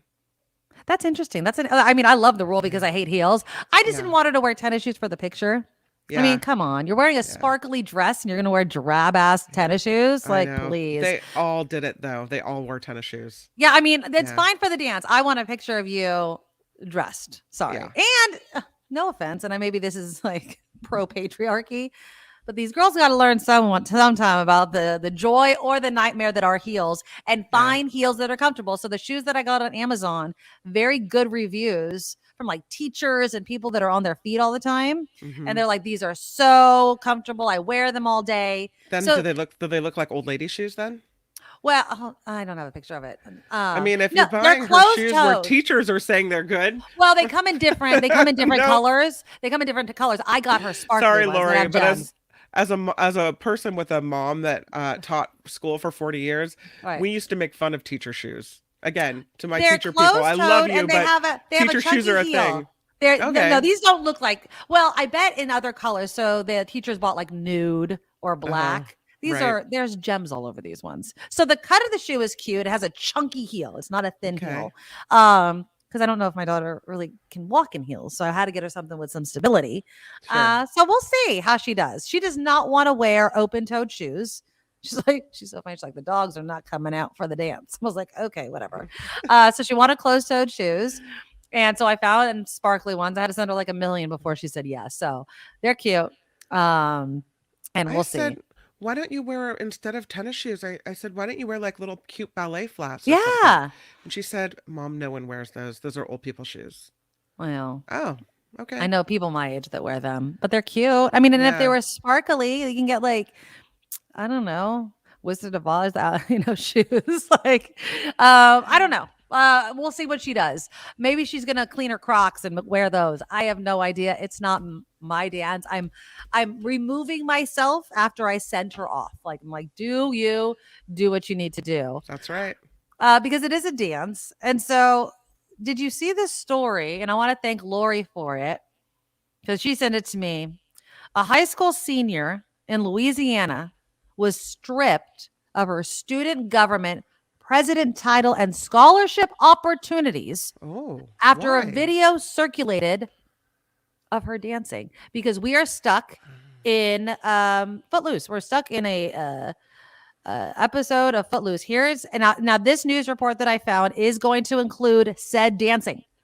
I apologize if you're watching the podcast, but this is something that you will want to watch. So it's going to be a little bit of a news report, and then you're going to see video of the dancing. Now, I want you to tell me. Now, obviously, she goes to a school that has a strong religious background. Okay? I get it. But it actually is a public school, she said. And the video of it was sent to the president. And then she was stripped of all of her stuff. So, hold on. Do I have the video? Here we go. If she wouldn't have had the support from the community, this really would have ruined her entire senior year. The mother of a Walker High School student claims her daughter was treated unfairly. She says she was punished for dancing. A video of her daughter dancing was sent to school administrators, and that may have cost her a scholarship. Miranda Thomas is in the studio with this one. Miranda.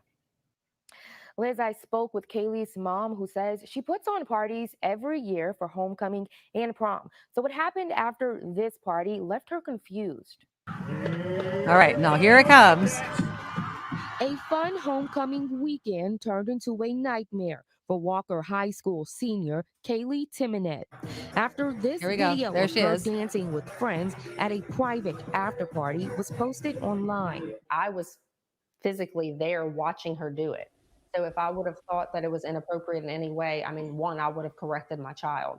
That's Rachel, Kaylee's mom. She claims after the video was shown to the principal of Walker High School, her daughter was called into his office and interrogated about her dancing. They also began to ask her questions about the faith of her friends and like basically, I mean, he even printed Bible verses off, highlighted them and spoke to her about basically about faith. Rachel says her daughter was a part of student government and was considered for a high achieving scholarship. But she says all of that was taken away instantly with one conversation. You know, if something that she did on school grounds and they called her in and addressed it, fine. But when you're addressing something that somebody's doing that you don't like because of a personal belief. According to Rachel, her daughter was singled out and she believes someone should be held accountable. They had multiple people also dancing, but because when I went to him the next morning and questioned why is she singled out, and he said, she's like the hood ornament for Walker High School, and he's not going to have somebody like that. It will be easy to spot Kaylee's supporters in Walker. They're wearing t-shirts and pins with the words, "Let the girl dance," printed on them. Thankfully, people have stood up for Kaylee. I'll be forever grateful because she's worked so hard that I don't want this to just let everything go away and her feel like a failure. As for the mom, she won't stop standing up for her daughter until she sees some type of accountability and her daughter receives a public apology. Always stand up for your kids. And Okay, so what do you think? I mean, it was, if you're not able to watch, it looks to me as if her friend is kind of bent over, like kind of shaking her butt. And Right. Kaylee is like behind her, like kind of going like this, right? And it's a girl. It's a girl. It's a that's girl in and a front of girl. her. Yes. So there was there some type of, oh, we're Christians and you're, same-sexing or something? Well, and again, it is a public school. Right. I'm assuming in a very religious town, right? Natalie says the principal goes to a very conservative church. The thing is if the parent is there, the parent was literally watching. It was a party that they Yeah. put on all of the time. I think there's some mean girl stuff happening. Somebody took that video and then went to the principal with that video.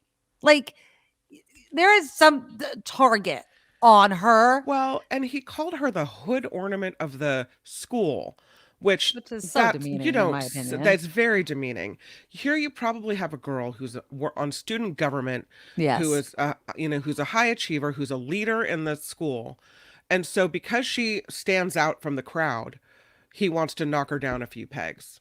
What a bunch of weirdos. I'm glad I don't live in a place like that with a bunch of, I should say, I say with a bunch of crazy, weird religious yahoos, that are throwing their values down. But I don't know what's going to happen tomorrow. Could happen one right next to me. Could You happen don't right know. now. Yeah. But Natalie says she grew up 13 miles from that high school. My brother went to high school with the principal. Oh, wow. Now Natalie's stuck on a call, so she can't elaborate anymore. But What think a about that. close-minded a-hole, honestly. Yeah, I mean, but also the thing It's a public school. It's not your holy roller school. And it If wasn't I- at school. if It I wasn't wanted- at school. So there are things that happen off school grounds where, like, okay, last year there was an 8th grade or a 7th grade quote fight that was supposed to happen behind Target. Okay. All right. So the school was informed.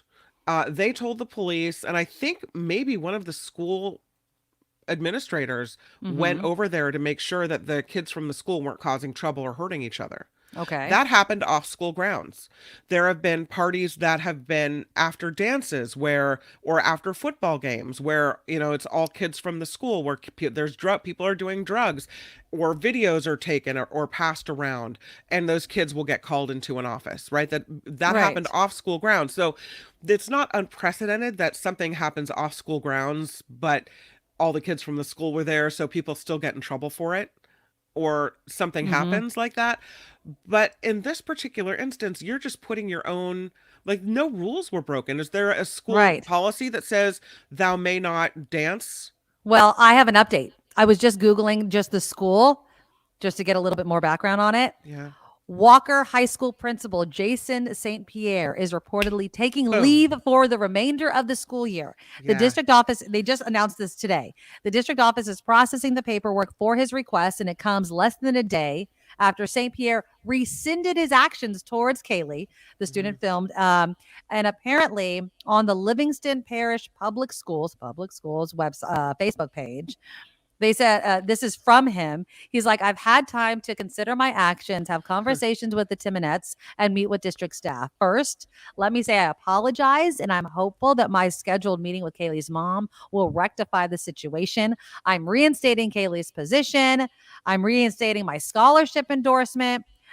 He's like, finally, during my conversation with Kaylee regarding the dance party, the subject of religious beliefs was broached by Kaylee and myself.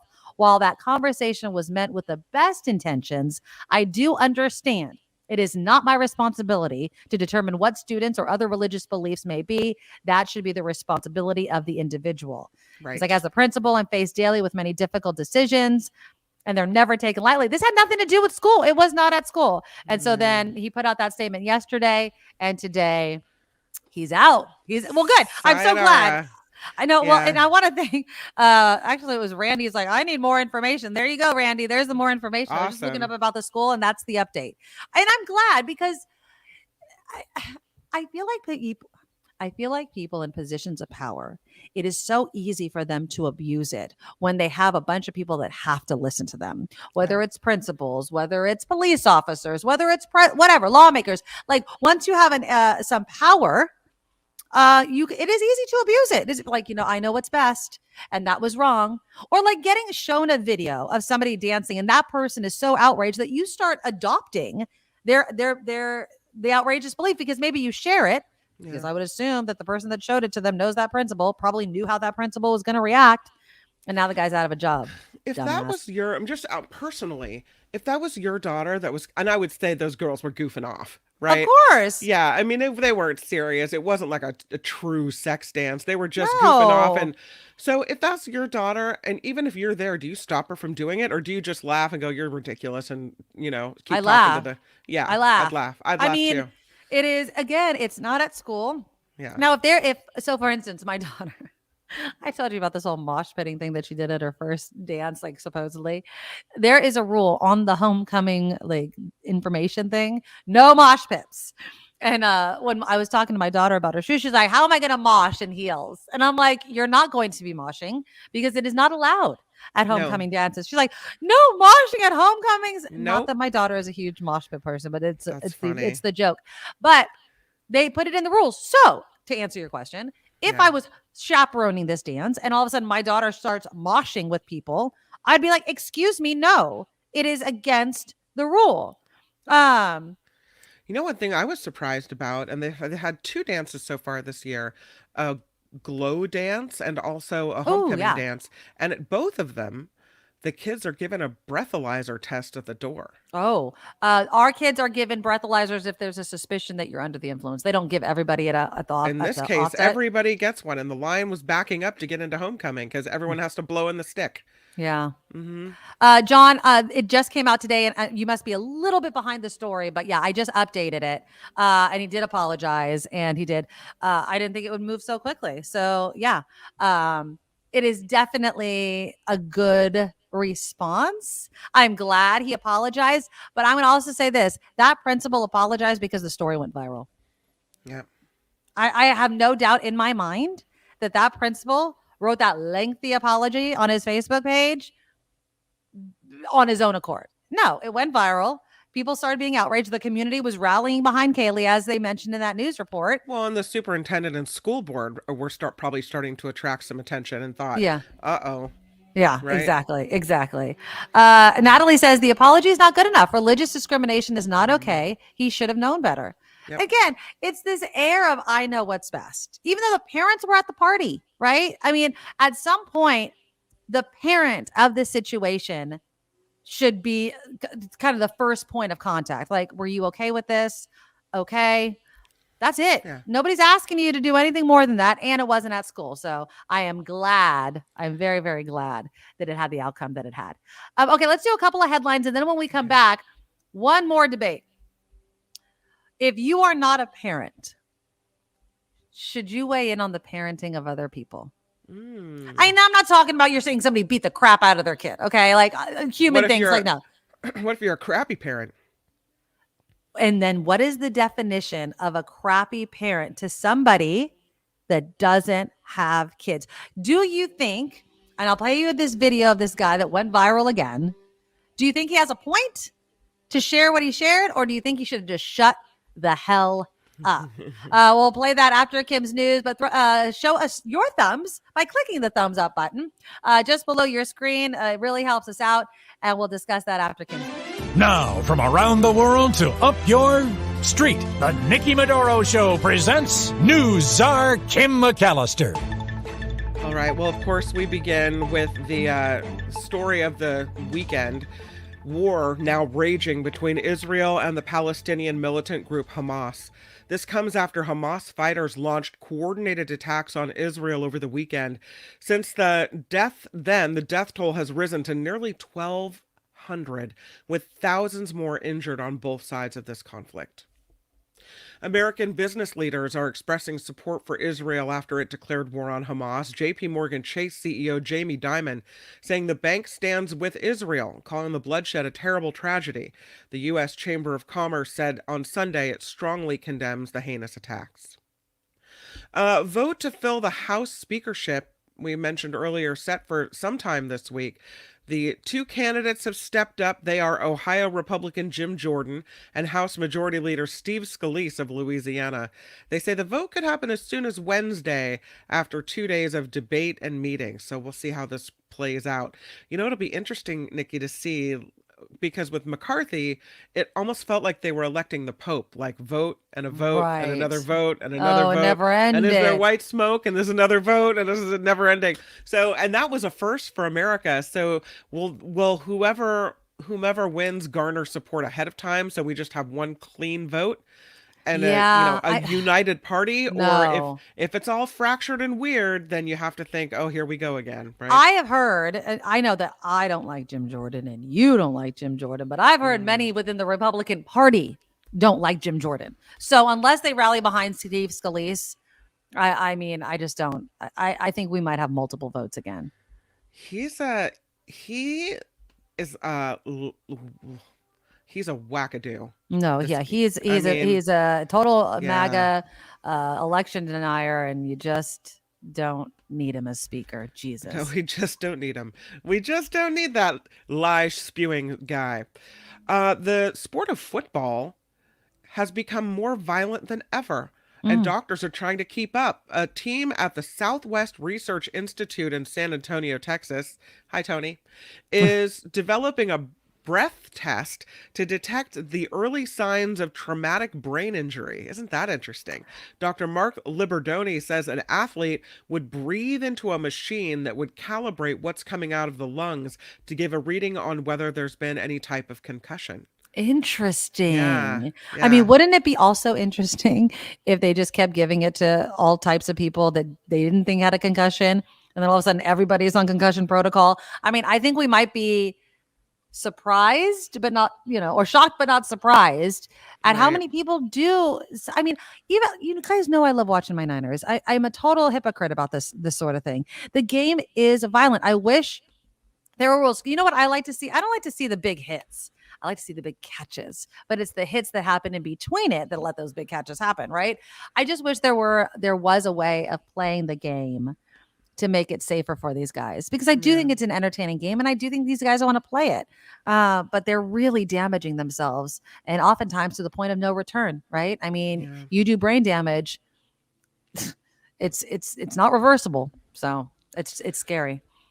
At least 2,400 people are feared dead after a pair of powerful earthquakes rocked Afghanistan. The first quake, a magnitude 6.3, and it hit western Afghanistan on Saturday. It was followed by a 6.1. Can you imagine back-to-back sixers? Wow. A bill signed into law over the weekend by Governor Gavin Newsom takes the state a step closer to single-payer health care. The law would potentially let California obtain a waiver to have federal Medicaid and Medicare funds allocated for what could eventually become a universal health care system. California's health secretary will have until June 1st to offer recommendations on crafting this federal waiver. I smell lawsuits in the making. Yes. Democrats in the legislature and left-wing advocates have long been seeking a taxpayer-funded government-run healthcare system. Critics, mostly on the right, say such a system would impose budget restraints and reduce or eliminate individual choice in healthcare decisions. So, yeah, they want individual choices in healthcare, right? Sure. Yeah. Whatever. Shut up. I don't know if you've done this. I haven't, and it's specifically for this reason. Although it's not like I have anything to hide when it comes to genetic stuff. But I Okay. just worry about it getting into the wrong hands and like privacy. 23andMe says some of its user data was compromised by hackers. The genetic testing company believes data may be circulating on the dark web. The attacker reportedly published a sample of what was stolen with information about more than 300,000 users with Chinese heritage. Interesting. So, I mean, your mind can go crazy about what those reports indicated. You know, I don't know. What are they going to do with it? Like, that's the big question mark, right? Yeah. What do they do with that kind of stuff? And what What are we not does seeing? Does I it talk guess. about what diseases you may have? And, I don't know. I don't know. That's I'll keep an eye on that one. So like movie of the future kind of weird. Right? Like, are we creating fake us's or using it in some sort of crime way? I don't freaking know. Lastly, this is speaking of stuff of the future. Whisk Aero is testing its air taxi. No. These are the air taxis. They take off like a helicopter, but they Right. fly like a plane, right? Yeah. A Bay Area autonomous aircraft builder is testing an air taxi. Mountain View-based Whisk Aero says its electrical vertical takeoff and landing vehicle was successfully tested in Los Angeles. The announcement comes during the invite-only UP Summit in Texas. They're also supposed to be having a vertical takeoff and landing kind of convention at SFO, because all these companies are mostly here that they're doing this. So, No, I don't want people flying above my head. I don't. It's like the I don't. Jetsons. Then you have to regulate like lanes in the skies and where you can fly. And when there's where an you can't accident, where does fly. all of that crash stuff fall? Does it fly right above the freeway? Does it fly just off the freeway? Is it No. over neighborhoods? Like where? And how many of them are going to be allowed in the sky at a time? And how low can they fly? And I don't want them above my head. They're going to crash. The sky, really? No, let's not. We can't even drive without accidents on the ground. Until we're accident free on the ground, we're not going up into the air. Sorry, not happening. No. That's not going to happen. All right, I'll do this one last story because it's Google and it's local. So Okay. Google's drone delivery service is taking off. How many things need to be above our head? Service known as Wing is making food deliveries from a Walmart in Frisco, Texas. Google has a fleet of drones ready to deliver groceries and other items to millions of customers beginning next year. No! So, between the aero taxis and the drones flying around up there. I mean, I understand the desire to get out of traffic on the ground and just, if I could fly there. Yeah, until everybody's flying there. Yep. Can you imagine the chaos? No. And then there's actually, no. That's just a stupid idea. Just because we can doesn't mean we should. No, thank you. And then is it going to be that there's a constant stream of traffic Yes! and buzzing overhead. Yes, that's You know, annoying. like, Are oh, there here gonna be comes the times? drone to deliver 3 doors down from Costco. No. People are gonna be I shooting just- stuff into the air, packages, and oh my god, that looks like it's opioids flying in the sky right there. You got people trying to shoot it down. I mean, come on, let's think this through here. No. Thank you. This report is sponsored by you. We do rely on you. Please find our website, thenikkimedoroshow.com. That's where the Patreon link is, the PayPal link is. You'll find a link to the Medorable gear. You'll find that there. You'll also find the podcast link there.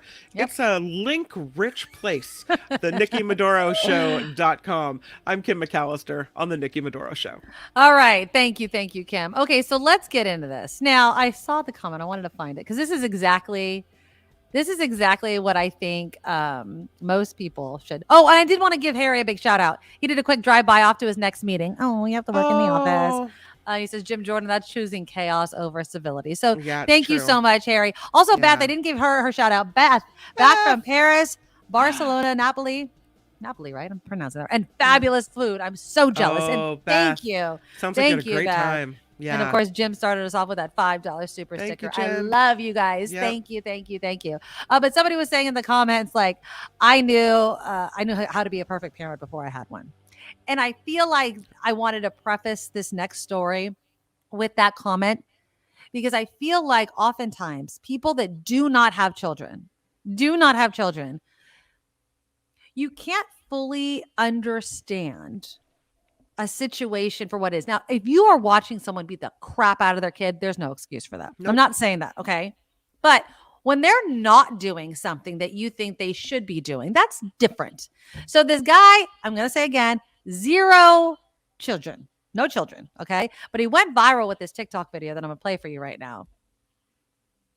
Now, you just tell me. I mean, if you were him, well, how would you feel? And would you feel so strongly about it that you go on social media and start talking about it? Because this is the second video that he posted. I didn't find the first one that he posted. This was his response to the criticism that he received from his first video, and he explains what he saw. So here's this guy.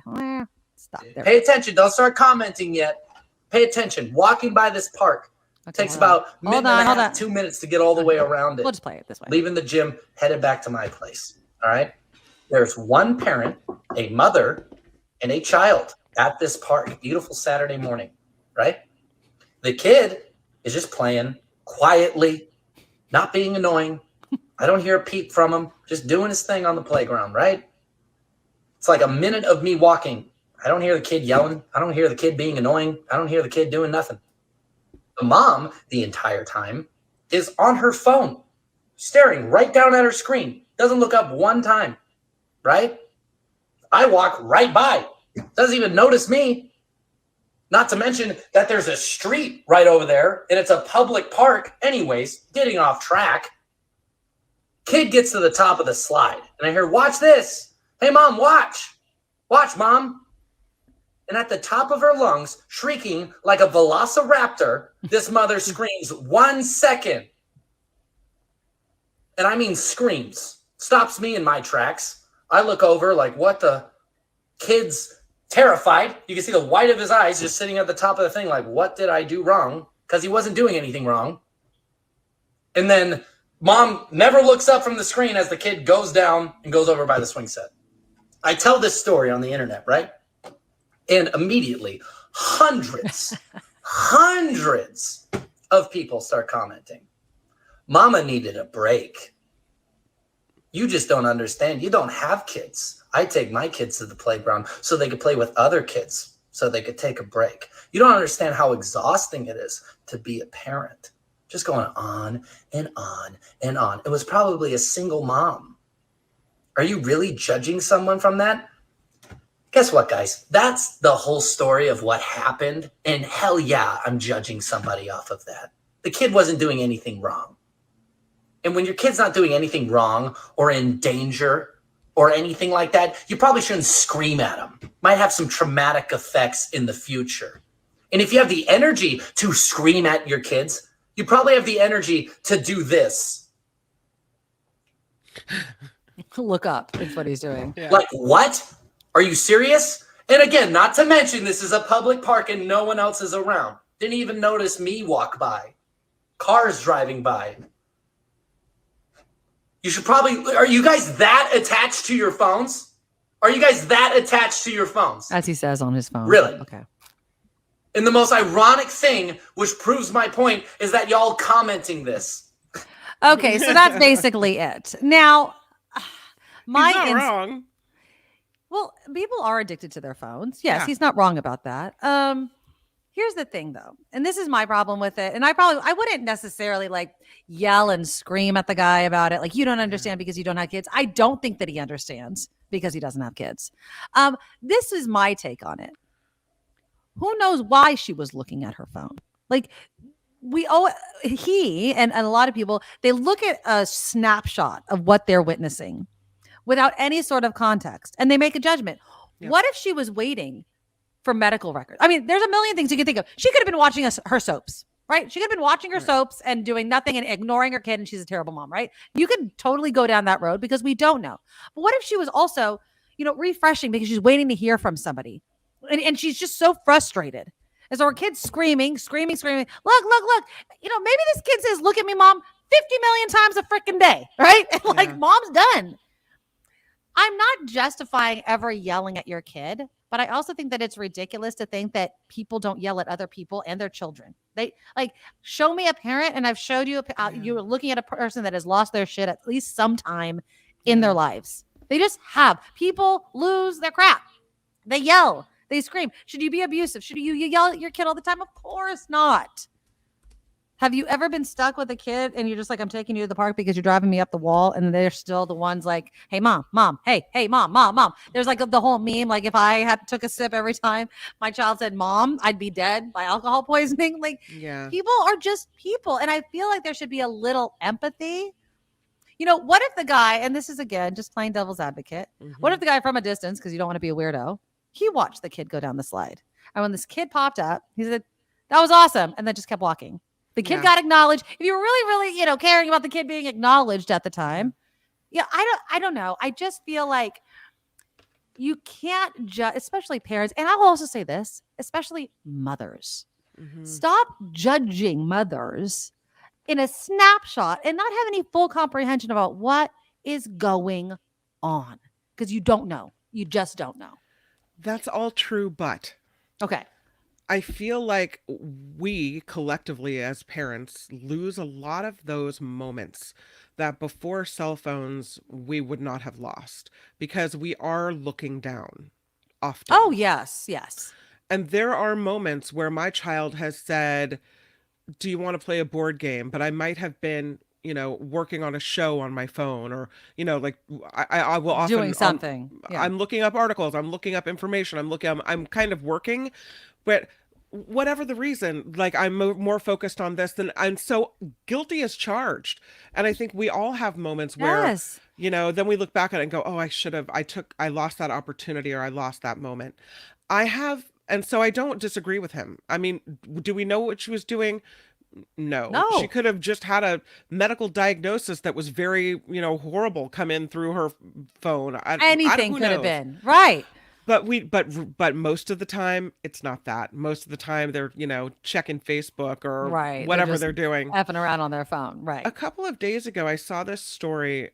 You can find it on CNN Health, but it's all around the place now. And here's the headline. I don't know if I agree with it, but here's what the headline is. Adults shouting at children can be as harmful to a child's development as sexual or physical abuse. This according to a study published in the journal Child Abuse and Neglect. Oh, geez. Yeah, and so they think that screaming at your children, they call it verbal abuse, and they say it has a long-lasting traumatic effect on kids. Verbal abuse desperately needs to be acknowledged. This is a quote from a professor, the study's lead author. Her name is Shanta Dube. She says this needs to be acknowledged as an abuse subtype because of the lifelong negative consequences. The study studied the impact of shouting by adults like parents, teachers, and coaches, citing several papers that suggested the lasting effects of childhood verbal abuse can manifest as mental distress, depression, anger, externalizing symptoms like committing crimes, substance abuse, or perpetrating abuse, and physical health outcomes like developing obesity or lung disease. Jeez. So all of these things from being screamed at when you're a kid. Now, do I think yelling at a kid is akin to sexually abusing a kid? 100% no. So right away, the headline. But I would say makes me if you're think, looking at your "Nah." kid daily, if the way you talk to your kid is Right. every time they walk in the house, you're like, oh, here's the moron. Why don't you do Right. anything with your life? Like, why are you Right. such a you know what I mean? Like, you know But that they're that's verbally typical abusive. verbal abuse. What they're calling, though, is yelling is a form of verbal abuse. Yelling Well, at I your mean, child. why are you yelling at your constantly. child if you're not being? I Right. mean, I would say if you're yelling at your kid, you're being mean, right? You're verbally Right. abusing your child at a loud volume. Right. Now, of course, I think, but at the same time, like, add this to the freaking list of things that you need to worry about. It's like, have I totally scarred my child because I yelled at them the other day, right? Right. Being a parent is hard. It's probably the hardest thing to do. And Right. I feel like most parents at some point feel like they've totally screwed up, right? Like I did something. I would have to say this. If I ever yelled at my kids, I would try to apologize. I'd have to try to sit down and have a conversation with them. With something like that, I do not think that it is the same. And to akin it to sexual abuse, I think is dangerous, in my opinion. Right. And I'm not going to poo-poo the study. Okay. I'm not going to poo-poo. And I'm not going to poo-poo, the echo effect, I would call it, of like, you yell at a kid and that's the kind of verbal thing that's going on in their head over and over and over again. I can understand the damage that does. Would I put it at the same level as sexual abuse? I'm sorry. No, I think that if you sexually abuse your child, that is, no, I wouldn't either. It is horrific. So Case in point, Judy writes to us, I would have to agree with that. I was emotionally and verbally abused by my mother, physically too, but the emotional kind had the bigger impact. And I think because it resonates in your mind, you hear it. You hear it. those You know what I words, mean? yeah. Now, if it's like, I'm sorry, Judy, by the way, that you went right. Yes. I mean, and Judy, I think and you don't have to share, but I think that it matters what they're yelling about. I mean, I think that not that you should ever yell at your kids purposely, like I'm just always yelling at my kids. Of course not. But I feel like if you're yelling at them, now let's just say this, get out of the street is not the same as you're a freaking loser, right? I mean, there's all different types of yelling and screaming. I'm not trying to justify it. I think if I could be cool, calm, and collected every moment of my freaking life, I would be, but I'm not always, and not a lot of people are. Grady says, yes, my father always yelled. As a father, I did not. I refused to yell. And that's control. We should apologize and tell them that we are imperfect when we flip out. Yeah, that's pretty much what I have done. Yeah. I'm like, I'm sorry I yelled. And now one of the tips and tricks that I read in one of my parenting books a long time ago is that when you feel like you're going to yell or you're getting heated, you should whisper, because it actually makes like the kid listen closely. Like, I mean, obviously not like that. Like they have to be able to hear you, but actually quiet your voice. Even if it's like strained, like, I need you to do X, Y, and Z right now. Because they still feel but it's not the verbal assault of the yelling, the screaming, the whatever. It's hard. Chris says, I'm glad my mom yelled at me. I didn't become a weak snowflake. I doubt that you have done the introspective work to know whether that really affected you or not. But okay. I don't know. I have yelled at my kids. I have. So have I. I mean, I just and then I have apologized afterwards. Yes. And so I'm sure that my kids will go off into the world and think I was not the perfect mother. That I have my moments, but I tried. Exactly. I still think, and I hold this for my own parents, they did the best they could with the tools they had. Right. And so am I. I'm not the product of a perfect upbringing either. Nobody has a perfect I've been yelled life. at in my life, and I lose my cool, but I try not to. And the thing is, I know better. Like I approach it with seeing these studies, seeing these stories, knowing the impact that yelling at a kid can have, so that it's not my normal go-to, so that at least I'm cognizant and aware of it, and I try not to do it. And I think that's the, sometimes and that's all you the can best do. you can do. Right. Exactly. You have to try your best. And I've even said to my kids, like, I'm really trying not to lose my crap right now. I need you to listen to what I am saying before I start getting really upset. Like, I try to preface it. And I've told you before, my son always, like, when he sees me getting riled up, he just comes and gives me a hug and calms me down. I was saying, yelling mom is coming, and I don't want her to come out. You don't want to see me when I'm angry. Don't want yelling mom to come. So I'm really trying hard here. Yeah, exactly. And like, it's hard. You're not going to be perfect. And one thing from Judy, she's like, my mother was very narcissistic for one thing, and had a way of making me feel stupid and a loser. And I think that's what it is. Parents are going to lose their crap and yell sometimes, but if you are purposely verbally abusing your kids, like, you're a loser, you're stupid, you're this, that, in the addition to the loudness, I think can be very, very traumatizing for kids. Not to quote Dr. Phil, who I have a lot of issues with, but the one thing he does say is that home should be a safe place to land, a safe place to fall, it should be soft. And so isn't this place, this home, this being a mom, this is their safe place to land. And if you're constantly degrading a child and screaming at them, where's their safe place? They have no safe place. And they don't want to come home. And all right, you guys, click the thumbs up button. Stay right here. They'll go to Mark Thompson. He's going to have John Rothman on. They're going to be talking more about the Hamas attacks. And John Rothman is the expert. And so that is definitely tune in show to watch. And of course, the after party with Kim and John Daly. I'm gone Tuesday and Thursday, but I'll be back the other days. I really appreciate all of you guys. Please make sure to check out TheNikkiMedoroShow.com as ways to support the show. Get your raffle tickets at PayPal, TheNikkiMedoroShow@gmail.com, TheNikkiMedoroShow@gmail.com. And we'll talk again soon. Thank you guys. Bye-bye. Nikki, you're all so awesome. You sprout like a beautiful blossom. You're also the best. I really can't rest. You're all so awesome. Wow. Okay.